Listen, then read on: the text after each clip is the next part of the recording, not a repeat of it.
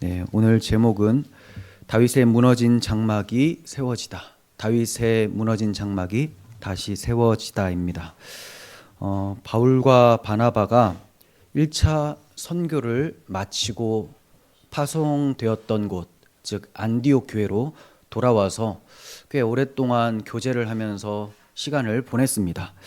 그러던 중에 예루살렘의 교인들이 안디옥 교회에 모여 있었던 그 사람들에 대한 이야기를 듣게 된 것 같아요.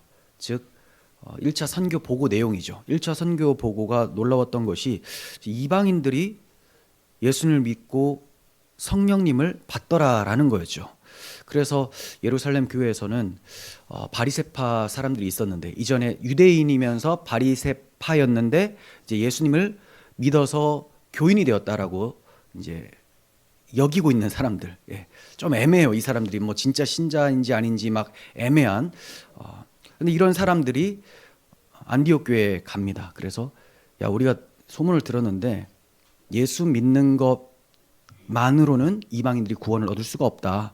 그게 아니고 예수 믿는 것 더하기 할례를 받아야 된다. 할례는 곧 이스라엘 백성으로 편입이 되어야 된다는 거죠. 이스라엘 백성은 왜 편입이 되느냐? 이스라엘 백성에게만 주신 율법이 우리들에게 있으니 이스라엘 백성이 되어서 율법을 잘 지키면 구원을 얻는다. 그러니까 예수님은 유대인의 메시아일 뿐이고 또 구원을 주기 위해서는 율법을 잘 지켜야 된다라는 것을 그렇게 주장을 했었던 것이죠. 그러자 바울과 바나바가 그런 게 아니라고 반박을 해요. 그래서 안디옥 교회 성도들은 이 문제를 해결하기 위해서 바울과 바나바를 사도들이 있는 예루살렘으로 보내기로 했죠. 바울과 바나바가 예루살렘 교회에 도착하자 사도들과 온 교회가 다 환영하면서 영접을 했습니다. 이내 사도와 장로들이 모여서 의논하기 시작을 했어요. 정말 이방인들이 예수 믿음으로 구원받는 거냐? 이방인들도 예수 믿음으로만 성령 받고 우리와 같이 구원을 얻는 것이 확실한가라고 이제 의논하기 시작을 하자 많은 변론이 일어나게 되었습니다. 이에 수사도였었던 베드로가 먼저 일어나서 말을 했었죠. 지난 시간 이야기하고 있는 거예요. 자, 수사도 베드로가 일어나서 무엇을 말하느냐? 자기도 전에 이방인을 전도한 적이 있었다라는 겁니다. 그걸 예루살렘 교회 여러 성도님들 잘 알지 않습니까? 라고 얘기하는 거죠. 그 이방인이 누굽니까? 고넬료죠. 고넬료. 고넬료에게 가서, 이방인에게 가서 복음을 전하라고 하는 하나님의 환상이 있었음에도 불구하고 처음에는 그가 꺼려 했었던 정말 철저한 유대주의자였단 말이죠. 그런데 하나님께서 내가 깨끗하다고 한 것을 네가 부정하다고 하지 마라 하면서 보냅니다. 그래서 순종하며 가서 복음을 전했더니 정말로 이방인 가운데 성령이 내려오는 것을 그가 목격을 하게 되는 거죠. 그때부터 그의 생각이 바뀌게 됩니다. 자, 그런데 베드로는 이 사실을 청중에게 지금 다시 말해주고 있어요. 이것은 내가 먼저 이방인들이 성령 받는 것을 경험한 사람 아니냐? 너희들도 이 얘기를 듣고 그러한가 보구나라고 얘기를 했었던 거 아니냐? 자, 그러면서 이 이야기를 상기시켜 주는 거예요. 그러면서 하나님께서 믿음으로 그들의 마음을 깨끗하게 하셔서 그들도 우리와 같이 동일하게 구원받는다. 하나님이 차별하지 않으셨다라는 것을 얘기를 한 거예요. 그런데 어째서 하나님을 시험하며 우리 조상과 우리도 능히 매지 못했던 멍에를 너희가 그들에게 지우려고 하느냐라고 하면서 좀 책망 섞인 말을 하게 되는 거예요. 그러면서 이방인들이 유대인인 자신들과 같이 주 예수의 은혜로 구원받는 줄을 우리는 아노라, 이렇게 얘기를 하는 거죠. 그러니까 할례를 행하고 율법을 지켜서 구원받는 것이 아니라 이방인이나 유대인이나 모두가 다, 그러니까 모든 인류는 오직 죄 용서로만 하나님 앞에 나아갈 수 있는데 그 죄 용서가 인간 편에서는 불가능하니까, 어떤 의인도 없으니까 오직 하나님께서 진정한 의인, 하나님의 아들을 인간으로 보내셔서 십자가에 달리게 하심으로 죄를 사하셨으니 유대인이나 이방이나 모든 사람들은 예수 믿으면 구원받는다, 이렇게 얘기를 한 거예요. 베드로가 이렇게 말을 하자 무리가 잠잠해집니다. 그게 오늘 본문의 시작입니다. 무리가 잠잠해져요. 당연히 말을 못하겠죠. 베드로가 주님께서 하신 일에 대해서 증거한 것이니까 이것에 대해서 뭔가 반대를 한다면 주님이 하신 일 그거 틀렸습니다, 이렇게 되는 거예요. 자기들처럼 이방인들도 동일하게 주 예수의 은혜로 구원받는다는 말이 탐탁치 않은데, 왜냐면 선민사상이 너무 강하잖아요. 그래서 이거 아닌 것 같은데라고 하면서도 하나님께서 이방인들에게 성령을 주셨다라고 알고 있으니 이것을 거부한다라는 것은 하나님을 거부하는 것이 되고 마는 거죠. 자, 그래서 부인하지 못하고 그냥 잠잠한 상황이었습니다. 베드로가 이렇게 증거를 마치자 바나바와 바울이 이번에도 하나님께서 선교지에서 어떤 일을 행해 주셨는지를 다시 증거하기 시작을 합니다. 그러니까 앞에서 4절에서 한번 얘기한 적이 있었어요. 도착하자마자, 예루살렘 교회에 도착하자마자 하나님께서 그들 가운데 베풀어 주셨던 일에 대해서 얘기를 했는데 또다시 얘기를 하고 있죠. 이것은 바울과 바나바가 어떤 사람입니까? 하나님께서 이방인에게 복음을 전하기 위해서 그들을 특별히 불러서 세워주셨잖아요. 자, 그러니까 사명감의 확신을 가지고 다시 한번 강조하는 거예요. 내가 전에도 말했지만 베드로 사도도 지금 얘기하고 있지 않느냐. 그런데 우리도 다시 힘주어 말하는데 선교지 가운데 하나님이 이러한 역사를 보여주신 것이다, 이렇게 얘기를 하고 있어요. 베드로를 택하셔서 고넬료 집안에 보내주시고 증언하게 하시고 그들에게 성령을 주신 하나님께서는 이제 우리도 택하셔서, 즉 바울과 바나바 자신들도 택하셔서 동일하게 이방인 중에서 표적과 기사를 나타나게 하심으로 하나님이 그들을 구원하셨다는 거 우리에게 보여주셨다. 표징으로 나타내 주셨다는 거예요. 표적과 기사가 일어났다는 것을 강조를 합니다. 그러니까 이게 하나님이 아니고서는 이런 일이 일어날 수 있겠느냐 하면서 하나님께서 이방인 선교를 주관하셨다. 이게 이렇게 얘기를 하고 있는 거예요. 그렇습니다. 초대교회에 나타난 표적과 기사는 계시가 완성되지 않은 때에 주신 특별한 증표였어요. 그러니까 이러한 증표가 있었다라는 것, 이것은 하나님이 이방인들도 자기 백성으로 받아주신다는 하나님의 사역이었다. 이것을 강조했던 거예요. 바울과 바나바가 이렇게 증언을 또 마치니까 이제 그 다음으로 야고보가 나서서 말하기 시작을 합니다. 야고보는 야고보와 요한 이렇게 둘이 등장하는 그 야고보는 아닙니다. 베드로, 야고보, 요한 이 세 명이 예수님과 늘 같이 다니면서 아주 귀한 제자의 역할을 그 당시는 못했는데 이후에 했단 말이에요. 이후에 예수님 죽으시고 부활 후에 그때 야고보는 11장인가요? 순교를 당했죠. 그리고 그 형제 요한은 끝까지 살아남아요. 어디 가나? 반모섬에 유배돼서 요한계시록을 이제 쓰게 되죠. 그럼 여기서 야고보는 누구냐? 예수님의 동생 야고보입니다. 예수님의 동생. 이 야고보가 야고보서를 썼어요. 야고보서를 썼어요. 그리고 이 야고보는 예루살렘 교회 지도자였어요. 그래서 이 예루살렘 회의의 의장 역할을 했습니다. 그러니까 공식적으로 보면 베드로보다도 더 권위가 있는 지위인 거예요. 사람들의 마음에는 베드로가 최고입니다. 제일 먼저 부름을 받았으니까. 그런데 이 예루살렘 교회 지도자였기 때문에 공적으로 보면 의장 아닙니까? 의장. 그래서 이 의장이 어떻게 결론을 내는가에 대해서 주목을 하고 있는 거예요. 그러니까 당연히 조용해지면서 주의 집중이 될 수밖에 없겠죠.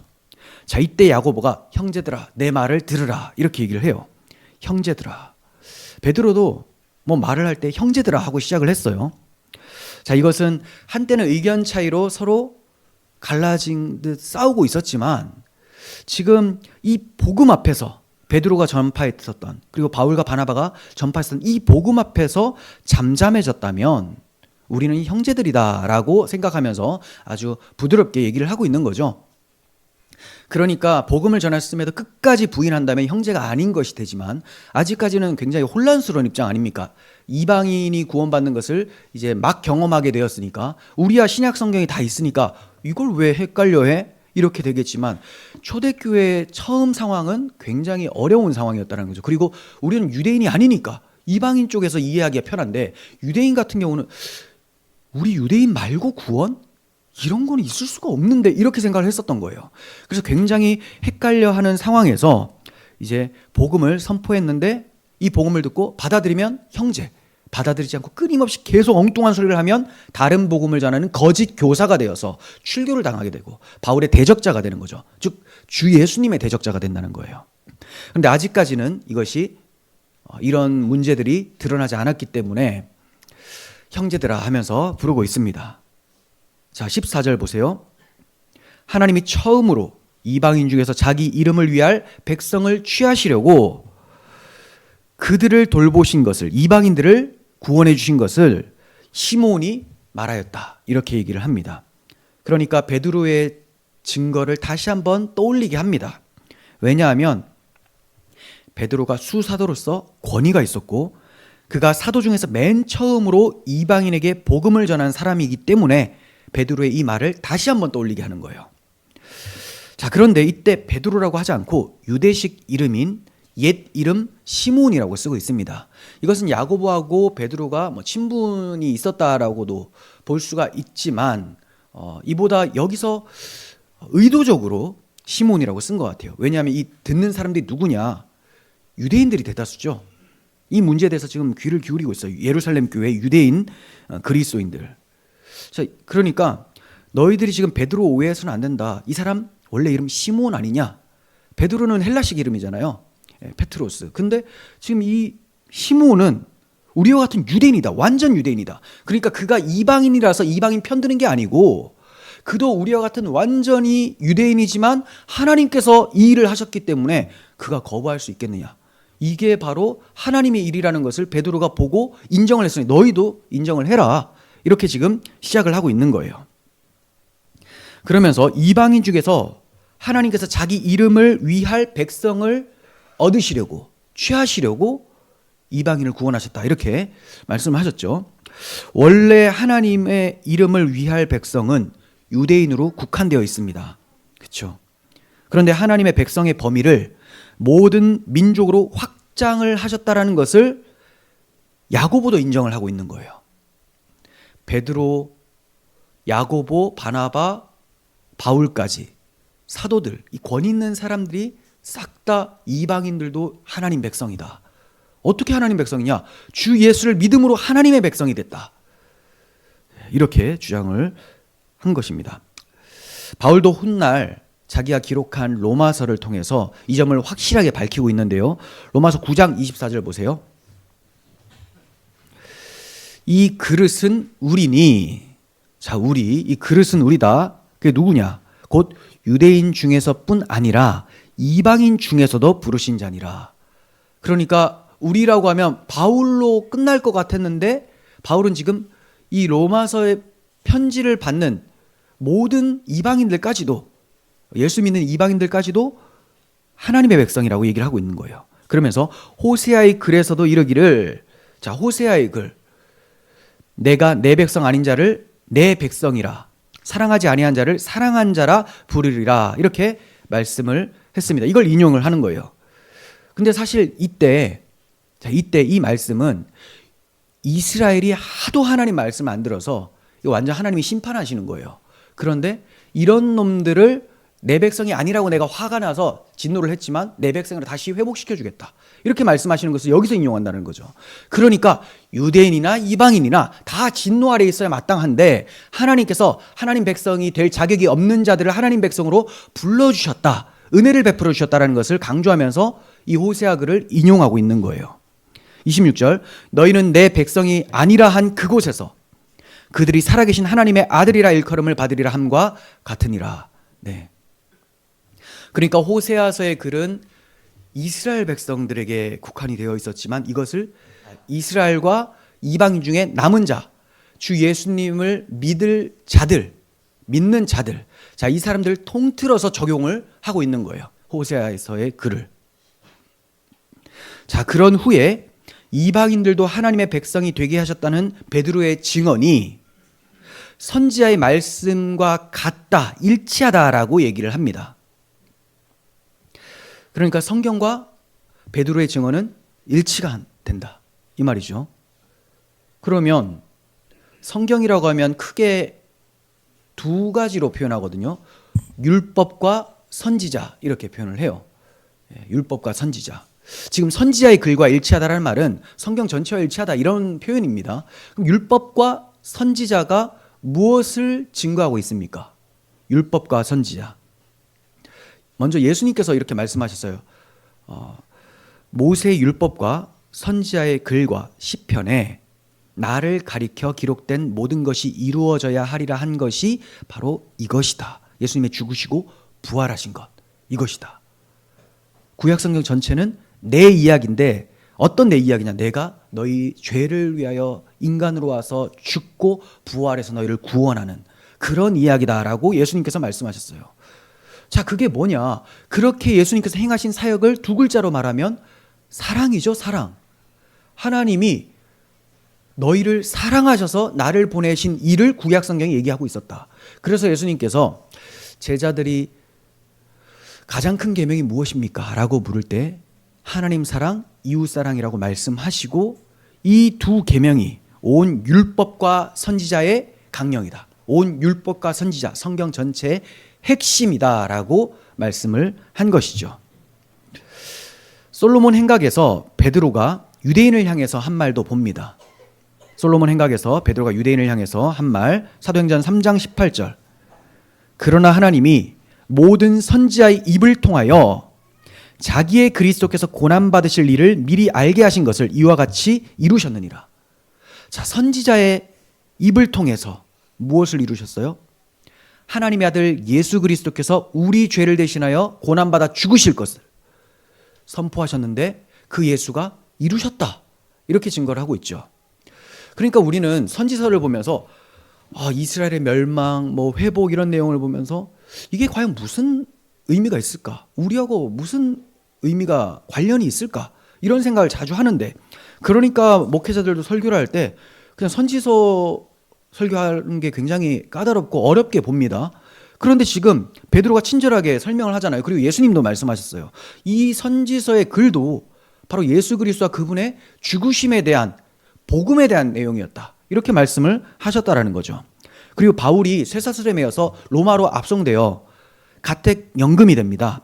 그때 로마에 있었던 유대 지도자들에게 자기를 찾아온 그 유대 지도자들에게 뭐라고 말씀을 전했는지 한번 봅니다. 사도행전 28장 23절이에요. 그들이 날짜를 정하고 그가 유숙하는 집에 많이 오니, 바울은 막 나갈 수가 없는 상황입니다. 네, 지금 이렇게 매여 있기 때문에. 자, 바울이 아침부터 저녁까지 강론하여, 팔은 자유로웠나 봐요. 네, 어쨌든 못 나갔나 봅니다. 바울이 아침부터 저녁까지 강론하여 하나님의 나라를 증언하고 모세의 율법과 선지자의 말을 가지고 예수에 대하여 권하노라. 그러니까 강론을 하려면 하나님 말씀으로 하죠. 하나님 말씀으로 하나님 나라를 전했대요. 하나님 나라.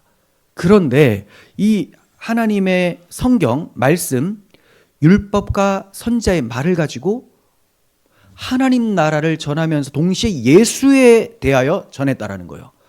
관계가 있다는 거죠. 무슨 관계예요? 하나님의 계획이 뭡니까? 하나님이 자기 백성을 만드시고 자기 백성과 영원토록 함께 하시면서 그들을 통치하시는 거잖아요. 이게 하나님 나라죠.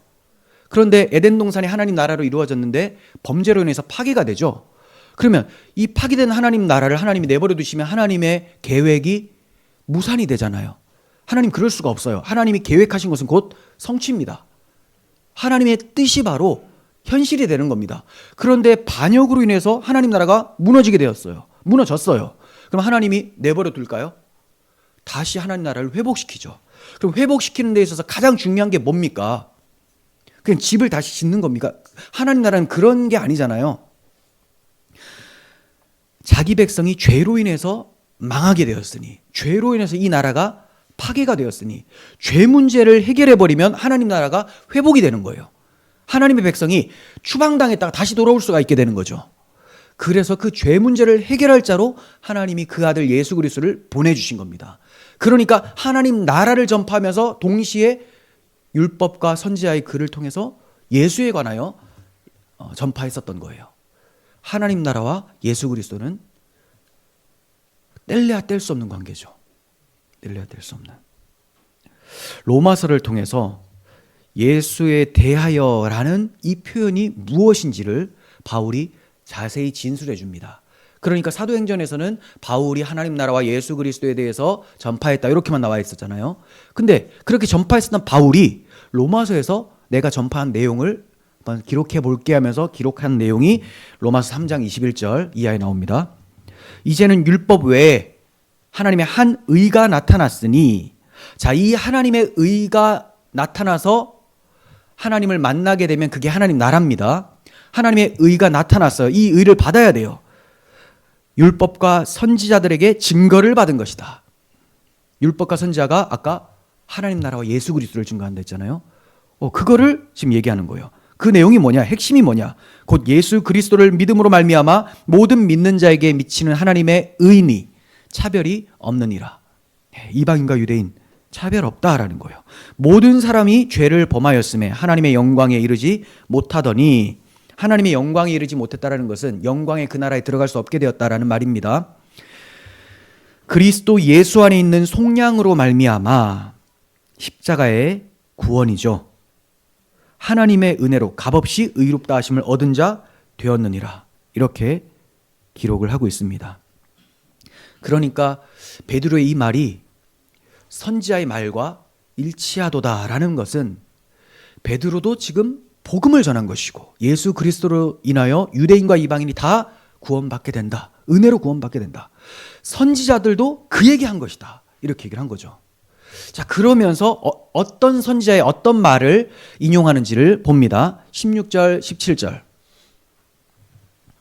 이후에 내가 돌아와서 다윗의 무너진 장막을 다시 지으며 또 그 허물어진 것을 다시 지어 일으키리니 이는 그 남은 사람들과 내 이름으로 일컬음을 받는 모든 이방인들로 주를 찾게 하려 함이라. 네, 이렇게 말을 했어요. 그러면 이 말이 어디에 있는 말씀이냐? 아모스 9장 11절 12절의 말씀을 인용한 겁니다. 아모스 9장 11절 12절의 말씀을 인용한 건데 굉장히 유명한 말씀이에요. 다윗의 장막 뭐 이런 표현들 많이 쓰지 않습니까? 그리고 어떤 뭐 찬양 팀 이름인가요? 다윗의 장막 이런 팀 이름도 있어요. 자, 그럼 다윗의 장막은 뭐고 다윗의 무너진 장막은 뭐고 허물어진 것을 세운다라는 것은 도대체 무슨 뜻일까? 이거에 대해서 잘 모르기 때문에 엉뚱한 소리를 하는 사람들이 있어요. 이제 여러분 우리가 무너진 다윗의 장막을 일으킵시다 막 이런 소리 하는데 자기들이 어떻게 일으켜요?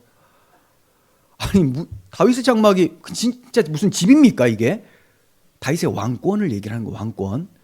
그 왕권은 예수님이 회복시키는 거잖아요. 네, 그런 이야기예요. 근데 이게 잘 모르니까 다윗의 장막 뭔가 단어도 좋고 따뜻하고 하나님의 원대한 영광이 나타날 것 같고 막 포부가 나타날 것 같은 그런 생각을 하니까 막 갖다 쓰는데, 자, 그러면 하나씩 생각해 보면 아모스 선지자가 다윗의 무너진 장막, 그 허물어진 것이라고 말을 했는데 이게 무슨 뜻이냐?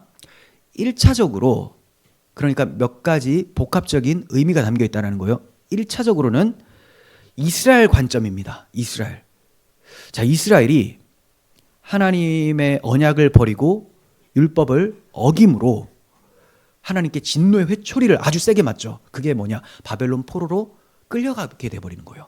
예루살렘은 불타 없어지고 완전 폐허가 되고 성전도 불타고 다윗 계통의 왕들이 끌려가게 돼버리죠. 바벨론 포로로.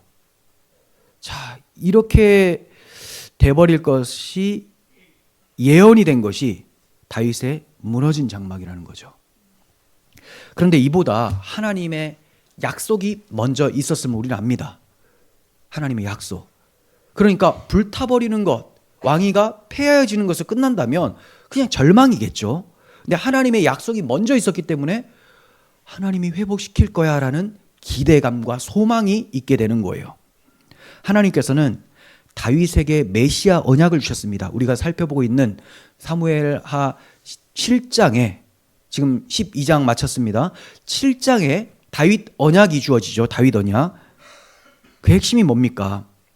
다윗이 하나님의 집을 건축해드리고 싶다라는 마음이 생겼잖아요. 근데 하나님께서 다윗 네가 짓는 거 아니야. 네가 짓는 거 아니야. 내가 내 집 지을 거야. 이렇게 말씀하시는 거예요. 여호와가 너를 위하여 집을 짓고 내가 네 나라와 그 왕위를 영원히 견고하게 하겠다. 이렇게 약속을 해주십니다. 그리고 내 집과 내 나라가 내 앞에서 영원히 보존되고 내 왕위가 영원히 견고하리라. 이렇게 말씀해 주셨어요. 그러니까 이전에 사울 왕은 그가 잘못했을 때 그냥 폐위가 됐는데 너는 그리고 네 후손들은 뭔가 잘못해도 내가 회초리로 때리긴 하지만 사람 막대기와 인생 채찍으로 징계를 하긴 하지만 사울의 때와 같이 왕위를 폐하여 버리는 그런 일은 하지 않을 거다. 너에게 영원한 언약을 준다. 그 언약이 뭐냐? 다윗의 후손에서 메시아, 여기까지 지금 하면 안 되는데 일단 할게요. 그냥 메시아가 와서 하나님 나라를 회복시킬 거라는 것, 그리고 다윗의 왕위가 계속 영원히 이어진다는 것은 메시아가 다윗의 왕통으로 온다는 것, 그거를 얘기를 한 거예요. 근데 지금 너무 얘기를 많이 해서 이게 그러니까 다윗의 왕위가 중단됨 없이 계속 유지되다가 메시아 왕국이 성취될 것을 하나님이 다윗에게 약속해 주셨잖아요. 네. 그런데 하나님께서 다윗의 장막, 즉 그 왕위가 바벨론에 의해서 무너지도록 내버려 주셨다라는 겁니다. 그러면 하나님의 언약이 폐하여진 겁니까? 얼핏 볼 때는 시드기야가 두 눈을 뽑혀가지고 끌려갈 때, 바벨론 포로로 끌려갈 때 이스라엘 백성들이 무슨 생각했겠어요? 하나님은 다윗의 왕위를 영원히 견고하게 해주시겠다고 했는데 망했다 이거. 하나님 우리 버리셨구나. 이렇게 생각하는 사람이 있었을 것이고, 믿음 있는 사람들, 다니엘과 같은 사람들은 하나님은 약속하셨기 때문에 우리가 끌려가도 다시 돌아올 것이다. 이렇게 믿었을 거 아닙니까? 그럼 우리는 어딜 봐야 돼요? 후자 쪽을 생각해야 되죠. 다니엘과 같은 남은 자의 믿음을 가지고 있어야 되겠죠. 자, 그래서 하나님께서 결국은 70년 바벨론 포로 기간이 찾아 돌아오게 하세요. 예루살렘으로 돌아오게 하세요. 그리고 예루살렘 성전이 다시 재건됩니다. 그 성전 이름은 이제 제2성전이잖아요. 스룹바벨 성전으로 불려져요. 자, 그러면 이렇게 됨으로써 하나님께서 다윗에게 언약한 그 언약이 완전히 성취가 된 걸까? 뭔가 부족하다는 거죠. 왜냐하면 시간이 지나면 또 로마의 압제 가운데 있고 이스라엘 백성들이 주권이 없어진다라는 거예요. 그리고 이제 두드려진 어떤 왕권이 없어요. 왜냐하면 왕은 로마 황제니까. 이스라엘에는 왕이 없어요. 그러면 하나님 말씀이 이게 이루어진 것 같았다가도 완전히 이루어진 게 아니구나, 이런 생각이 딱 든다는 거죠. 그리고 아모스 선지자의 이 예언의 말씀, 다윗의 무너진 장막이 다시 일으켜 세워질 것이다라는 이 말씀이 애매하게 적용이 된 거예요. 완전히 적용이 안 된 겁니다. 왜냐하면 모든 이방인들로 하나님을 찾게 하려고 무너진 다윗의 장막을 일으키시겠다라고 했잖아요. 근데 이스라엘 백성들이 포로에서 돌아와서 가나안 땅, 팔레스타인 땅에 살게 됐어요. 근데 뭐가 성취가 안 됐습니까? 이방인들이 주님을 찾지는 않았거든요. 그러니까 두 가지입니다. 이방인들이 하나님 백성이 되지는 않았다. 그리고 결국은 왕권 회복이, 눈에 보이는 왕권 회복이 없었다라는 겁니다. 그러면 아모스 선지자에게 하셨던 이 예언의 말씀, 그리고 다윗에게 주셨던 이 언약의 말씀이 언제 성취되는가? 바로 예수 그리스도죠. 예수 그리스도. 유대인과 이방이 하나가 돼서 하나님 백성이 되는 구원의 성취가 이루어지는 때는 그들을 위하여 대속주가 오셔서 죽으실 때, 그때 이루어진다는 거죠. 이 점이 성령으로 예수님을 잉태하게 된 마리아에게 천사 가브리엘이 하는 말에 잘 나타납니다. 가브리엘이 마리아에게 보라, 내가 잉태하여 아들을 낳으리니 그 이름을 예수라 하라. 주 하나님께서 그 조상 다윗의 왕위를 그에게 주리니 영원히 야곱의 집을 왕으로 다스릴 것이며 그 나라가 무궁하리라. 이렇게 말씀을 전해요.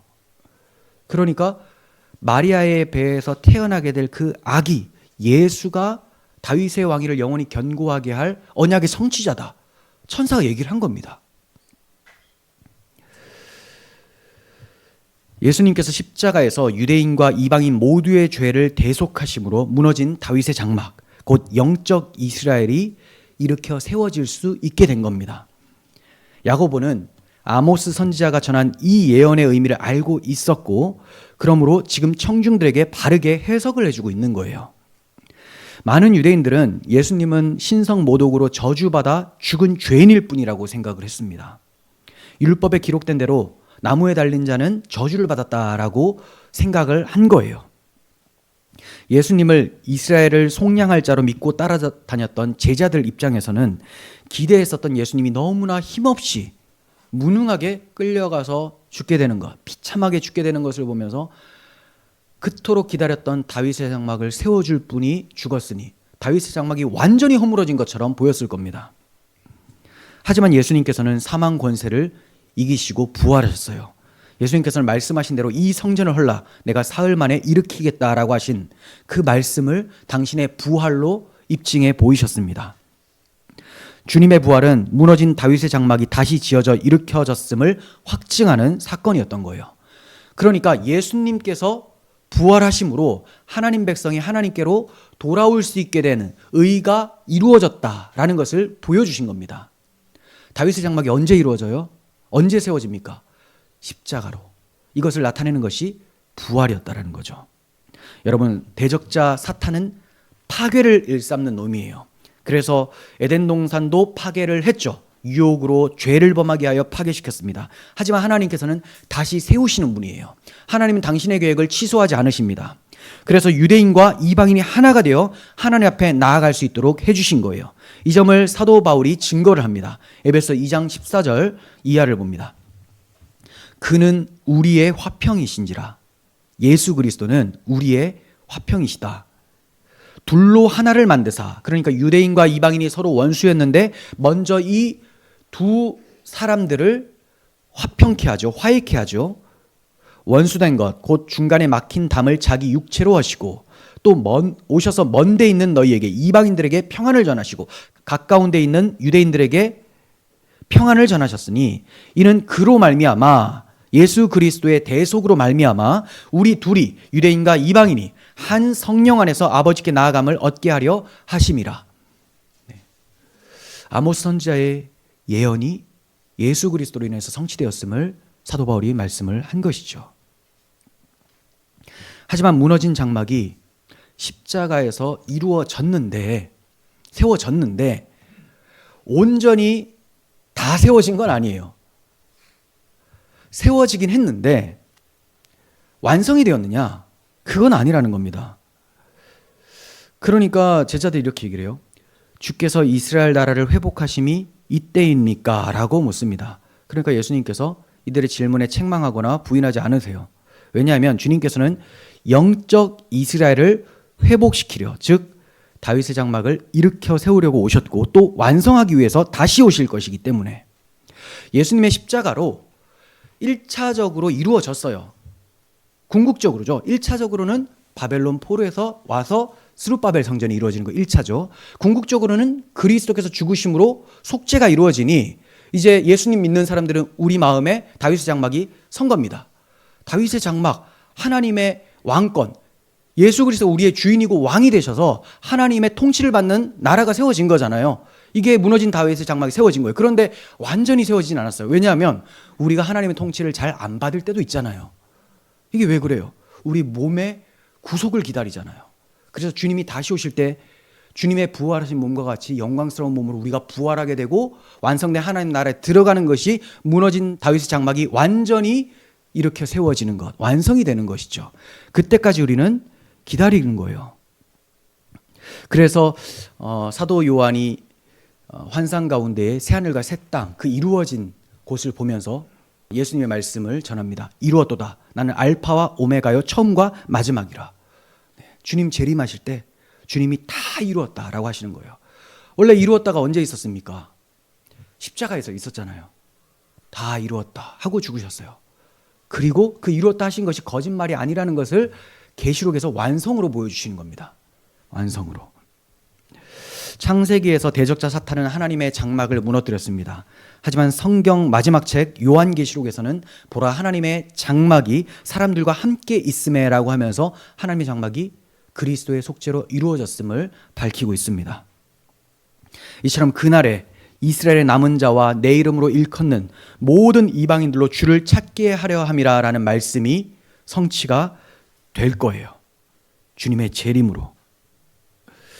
모든 이방인들로 주를 찾게 할 것이다. 이렇게 말씀을 하셨죠. 모든 이방인들로. 여기에 모든 이방인이라고 할 때는 저와 여러분들도 포함이 되는 겁니다. 우리는 유대인이 아니기 때문에. 얼마나 큰 하나님의 은혜고 얼마나 놀라운 하나님의 경륜입니까? 그러므로 우리 이방인들이 주를 찾게 해주신 하나님의 은혜를 찬송하지 않을 수가 없는 거예요. 우리는 원래 유대인 입장에서는 그냥 지옥의 자식인 거죠. 은혜가 없는 사람들. 그런데 하나님께서 예수 그리스도 하나님의 아들의 피 흘리심으로 그 구원의 문을 우리에게도 열어주셨다는 것. 이 은혜를 아는 사람은 찬송할 수밖에 없는 거예요. 그래서 우리가 교회 나와서 찬송할 때 이 은혜를 떠올리면서 찬송하지 않으면 전심으로 찬송이 나올 수가 없어요. 그냥 매번 똑같은 노래, 이 곡조, 그냥 곡조에 맞춰서 불러야 되겠다. 이건 그냥 노래방에 온 거죠. 노래방에 온 거. 찬양이잖아요. 구원의 은혜를 감사하며 하나님께 영광을 돌리는 찬양을 드리시기 위해서는 우리가 어떠한 구원을 받았는지를 기억하셔야 됩니다. 이처럼 야고보는 성령의 감동하심으로 하나님의 의도를 알고 하나님 말씀을 바르게 해석해 주었던 거예요. 자, 이제 야고보는 이방인 중에서 하나님께로 돌아오는 자들을 괴롭게 하지 말라고 얘기를 합니다. 그리스도께서 우리와 그들을 자유케 해주셨는데 다시 종의 멍에를 매게 하지는 말라는 거죠. 그래도 할례 받아야 된다, 율법 지켜야 된다, 이런 소리 하지 말라는 거예요. 자유라는 것은 죄에서 속죄함을 받아서 지옥의 형벌이 없어졌다는 것을 얘기를 합니다. 그러니까 두려움이라는 것이 없죠. 내가 죄와 사망 가운데서 이제 죽게 될 거라는 그 두려움이 없게 되는 거예요. 그러면 어떤 마음으로 하나님을 섬깁니까? 자유함과 해방감과 감사와 기쁨으로 하나님을 즐거이 따르게 되는 거죠. 그러니까 이거 해야지만 구원을 이룰 수가 있어, 이러한 말을 하는 것이 당시 갈라디아주의자들, 갈라디아서를 보면 이런 사람들이 나오거든요. 할례 받아야 된다, 율법 지켜야 된다. 오늘날에도 예수 믿어도 여러분 이렇게 행하고 사셔야지만 구원받은 겁니다 라고 하는 거. 순서가 잘못됐다는 거죠. 우리가 왜 하나님의 뜻대로 살려고 했습니까? 하나님을 사랑하니까, 구원의 은혜가 감사하니까. 정말 그 아버지를 사랑하고 어머니를 사랑하는 자녀는 어머니 아버지의 뜻에 따라 살려고 노력을 하죠. 내가 이렇게 잘 살아서 아버지 엄마가 날 인정해줘야지만 호적에서 파이지 않는다, 이게 아니잖아요. 내가 아버지의 아들로 인정받기 위해서는 이런 걸 해야 돼. 이거 얼마나 불쌍한 아들입니까? 근데 아버지 어머니가 너무 사랑함이 크다라는 것을 그가 알고 경험한 사람은 그렇게 살죠. 물론 우리는 타락한 인간이다 보니까 이 죄성 때문에 그럼에도 불구하고 아버지 어머니의 마음을 근심시켜 드리는 일들을 많이 하지 않습니까? 마찬가지로 우리도 하나님을 사랑하는데 이게 죄의 습관이 여전히 우리를 어떤 죄로 유혹을 해서 자주 넘어지긴 해요. 하지만 내가 구원받기 위해서 하나님의 뜻을 행하는 것은 아니라는 거죠. 하나님의 은혜가, 하나님의 사랑이 우리의 삶을 이끌고 가는 것, 이게 바로 복음의 능력이라는 거예요. 그 무서운 하나님의 진노가, 그 심판이 이제 나에게 사라졌다, 이게 끝이 아니고 누구에게 사라지냐? 그냥 사라지는 것은 불의한 하나님 아닙니까? 그 끔찍하고 엄중한 심판이 예수께로 넘어갔다는 사실에 감격하고 해방감을 느끼면서 하나님을 더욱 사랑하게 된다는 거죠. 그렇지 않고 이 엄중한 심판이 사라지기만 했다라고 하면 아이고 살았네, 그냥 아이고 하나님 땡큐, 하나님의 입장에 있어서 어떠한 희생도 없었던 게 돼버리는 거예요. 근데 여기서 그리스도께로 적용시키면 하나님이 우리 죄를 대신하여 그 지옥의 형벌을 대신하여 아들을 심판하셨다, 여기까지 가게 되면 하나님에 대한 사랑이 나타난다는 거죠. 그래서 야고보는 그리스도의 속죄로 인해서 구원받고 자유케 된 이 이방인들을 다시 종의 멍에를 매도록 율법을 지키라, 이런 소리 하지 마라, 이렇게 얘기를 하고 있는 거예요. 오늘날도 율법주의자들 굉장히 많습니다. 그리고 율법주의자가 아님에도 불구하고 율법주의처럼 말하는 경우가 참 많아요. 저도 모르는 사이에 그렇게 얘기하는 경우가 있었을 거예요. 굉장히 한 끗 차이기 때문에 어렵습니다. 우리는 복음에 이끌려서 하나님의 뜻대로 살아가는 그런 사람들이라는 거죠. 근데 요 순서가 바뀌어지면 율법주의가 되고 행위구원이 되어버리는 거예요. 자, 그리고 야고보는 지혜롭고 덕스러운 의견을 제시해 주는데 20절, 21절 봅니다.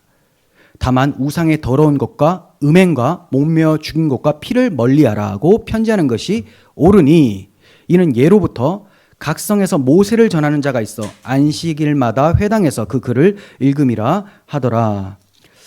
네. 자, 그러니까 먼저 야고보는 오직 예수 그리스도의 대속의 은혜가 우리를 구원한다. 이방인과 유대인 모두를 구원한다. 이건 끝낸 겁니다. 자, 그리고 내 의견을 하나 낼 텐데 요거 한번 들어봐. 이거 나는 이게 정말 성경적이라고 생각해 하면서 이제 의견을 제시를 합니다. 그게 뭐냐? 우상의 더러운 것, 이거 피하라는 겁니다. 그리고 음행하는 것. 다음 시간에 제가 조금 더 자세하게 아마 말씀을 드릴 기회가 있을 것 같아요. 또 언급이 되거든요. 이 음행, 당연히 음행은 피해야 되겠죠. 그런데 이방인 제사와 관련된 음행일 가능성이 커요. 우상의 더러운 것도 이방인의 그 제사와 관련된 거고, 목매어 죽인 것. 자, 목매어 죽으면 이스라엘 백성들은 일단 목매어 죽는 것을 부정하다고 율법에서 봅니다. 피가 안 빠지잖아요. 그러니까 피째 먹게 되는 경우가 있어서, 그래서 뒤에 바로 피를 멀리하라, 이렇게 4가지가 나와요. 이렇게 편지하는 것이 옳다고 자기는 생각이 된다는 거죠. 그러니까 이방인들 너희들 오직 예수 그리스도의 은혜로 너희들도 우리와 같이 구원받는다라는 것을 이 유대인들이 지금 만장일치로 채택을 한다. 이 교리를. 그러니까 너희들도 잘 생각해봐라. 이 유대인들이 너희들 받을 때는 사실 마음으로는 꺼려지는데 하나님이 하신 일이 그렇고 복음이 이전부터 아모스 선지자가 얘기했던 이 선지자의 글을 보니까 맞으니까 우리가 용납을 하는 건데, 너희들도 이제 유대인들에 대한 어떤 배려가 있어야 된다는 거예요. 너희들이 예전처럼 하던 행동 그대로 하면 이 사람들 마음이 얼마나 힘들겠냐. 그러면 한 교회에서 생활할 수 있겠느냐. 그거 안 된다는 거죠. 그러니까 지금 너희가 구원받기 위해서는 이런 거 피해라, 이게 아니고요. 구원은 예수 그리스도의 은혜로만 받지만 구원받은 자라면 형제를 사랑하고 배려하고 교회의 덕을 세우는 데 초점을 둬야 되지 않겠느냐. 그래서 이 권면을 해주는 겁니다. 그리고 이전에 더러웠던 습관들 이런 거 끊어버려라, 이거 얘기해 주고 있는 거예요. 화목한 신앙생활, 교회 생활을 위해서 너무나 마땅히 해야 되는 거죠. 그러니까 야고보는 그리스도 안에서 한 형제가 된 자들이 서로 배려하고 교회의 덕이 잘 세워질 수 있도록 지혜로운 의견을 제시한 거예요. 뿐만 아니라 이러한 제시한 것들은 불경건한 것들이기 때문에 너희들의 신앙을 위해서라도 멀리하라, 이렇게 권면을 해주고 있는 겁니다. 우리가 본질이 아닌 것은 중요하지 않다라는 말을 종종 하죠. 그렇죠. 본질이 아닌 것은 중요하지 않아요. 그런데 항상 중요하지 않은 게 아니고 중요한 때도 있다는 거예요. 중요한 때도 있다. 그때가 언제냐? 바로 형제 사랑과 교회의 덕을 이루기 위해서. 그리고 구원은 취소되지 않지만 경건한 삶은 살아가야 되지 않습니까? 그러면 초점이 내 구원받는 것에만 초점이 있으면 구원받았으니까 막 사도 된다, 이런 생각이 찾아올 수가 있죠. 그런데 구원 이후에 따라오는 생활이 중요하다는 것을 지금 얘기를 해주고 있는 거예요. 구원 이후에 따라오는 생활. 왜냐하면 하나님은 그냥 아이고 너 이제 지옥만 면하게 한다, 이게 아니고 지옥에서 면한 하나님께 예배하기에 합당한 자로 세우기를 원해서 대속을 해주신 거예요.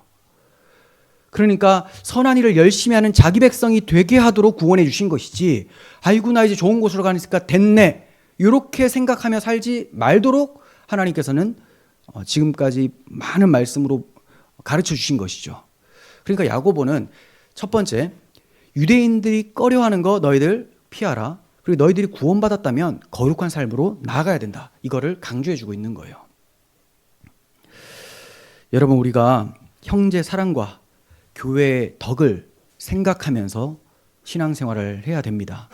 그리고 나의 영적 건강을 위해서라도 내가 어떻게 살아가고 있는지를 확인해 봐야 되는 거예요. 여러분들의 구원이 취소되지 않을 수 않지만 구원받은 자라면 취소되지 않지만 취소되지 않는 사람들의 특징은 거룩한 열망이 있는 사람들이라는 겁니다. 그리고 교회를 건강하게 주의 몸을 세워가고자 하는 주님의 마음을 품고 있는 사람들이에요. 그러므로 비본질일지라도 또 구원과 상관이 없는 것일지라도 우리가 귀하게 열심을 내며 교회를 세워가야 된다는 것을 생각해 봐야 되겠습니다. 네. 말씀을 마칩니다. 기도하겠습니다. 우리 주 예수 그리스도의 은혜가 우리 가운데 밀려와서 하나님의 자녀가 되게 하셨고 이제 하나님의 자녀로서 어떻게 살아가야 될지에 대해서도 가르쳐 주셨습니다. 하나님, 예루살렘 교회에 이토록 치열한 공방전이 있었음에도 불구하고 결국 성령께서 사도들과 교회들을 감동시키셔서 복음이 확고하게 서게 해주신 그 은혜에 감사를 드립니다. 복음을 받은 자답게 주님의 나라와 그분의 의를 위하여 열심히 주의 사랑에 의하여 헌신하는 저희들이 되게 하여 주시옵소서. 우리 구주 예수 그리스도의 이름으로 기도합니다. 아멘.